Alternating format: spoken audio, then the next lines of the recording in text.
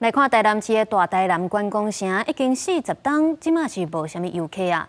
市府就讲，考虑到建筑物是起伫咧排水暗坑顶悬，安全有疑虑，所以也决议先听度已经收回来31号。不过，这嘛引起部分的业者抗议，要求要甲店面留落来补强继续用。来到大台南观光城边顶，搭到公部门的公告，写讲遮有安全问题，无建议使用。虽然安尼，也是有反啊，伫遮继续做生意。要拆这，讲伊内底无安全，你准做，阮准做搬走，你嘛是爱整理遮啊。你若为着讲阮既然阮着拢买厝买遮买遐40栋啊，你若要整理就整理了，下骹整理了，佮继续还做安尼。当然，我反对伊拆啦，阮就袂当做生意啊。顶日啊，几个反啊去台南市场处抗议，情绪拢真激动。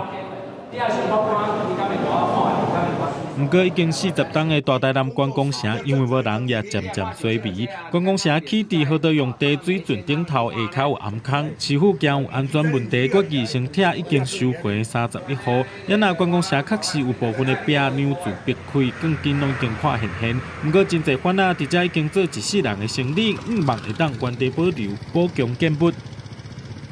伊即摆要拆啊！你看规个拢甲伊搭这个单，空城甲空城放影，结果人大家嘛唔敢来投资。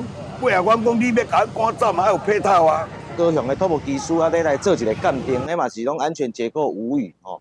这个咱的既有的建筑物吼，好来精修一下吼，我们营造这个绿川蓝带。基地上的建物跟基地下的箱涵，经过我们专业的检测，有公安的疑虑。第二，该用地持续被强占使用，有违法的疑虑。第三，拆除之后，这个地方将焕然一新，可以启动地区的繁荣发展。市府强调，是因为考虑到公安违法使用甲观光发展，才会要来拆观光城。市府讲会办说明会，甲管啊解说安置计划。不过双方敢会当有共识，恐惊搁要加讨论。记者综合报道。